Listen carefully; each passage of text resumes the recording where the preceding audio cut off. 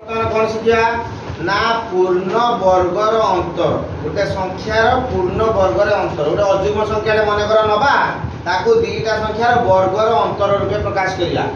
केमिति करिया ना अति सहज उपाय करिया गोटे सूत्र कहि दोचे ट्रिक रे से सूत्र रे करियो जदि आपण मानकू एई उपाय अति सहज लगे तबे समस्त लाइक करियो बोली मोर आशा और विश्वास देखो बिले वर्तमान मु जदि ए गोटे संख्या हुए जदि ए गोटे मु एई संख्या को कोन करिवि ना दुईटी संख्यार वर्गर अंतर रूपे प्रकाश करिवि देखो केमिति सूत्र ना a plus 1 by 2 rho square minus a minus 1 by 2 rho square एटा माने एटा एक अजुग्म संख्या नियो जुग्म संख्या नेले हबो किंतु भग्नांश रे बाहरियो ए एक की संख्या अजुग्म संख्या एक की संख्या अजुग्म संख्या सूत्रटा लिखि नबो देखो वर्तमान मु गोटे 15 नेबी गोटे संख्या कोन नेबी 15 ताले ए केते पाइली 15 वर्तमान देखो a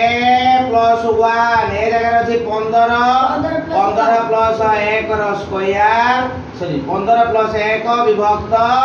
2 rho square minus 15 minus 1 विभक्त 2 रो स्क्वायर बुझी पालो ताले कोन हबो ना 15 के 16 विभक्त 2 रो स्क्वायर माइनस 15 रे गला 14 विभक्त 2 रो स्क्वायर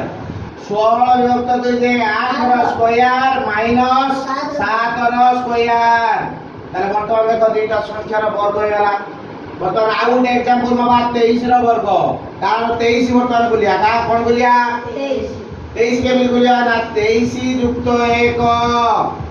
रो विभक्त 2 रो स्क्वायर माइनस 23 फेडाण 1 विभक्त 2 रो स्क्वायर 23 युक्त 1 जगह ताला 24 विभक्त 2 रो स्क्वायर माइनस 22 विभक्त 2 रो स्क्वायर ताले दी 12 रो स्क्वायर माइनस 11 रो स्क्वायर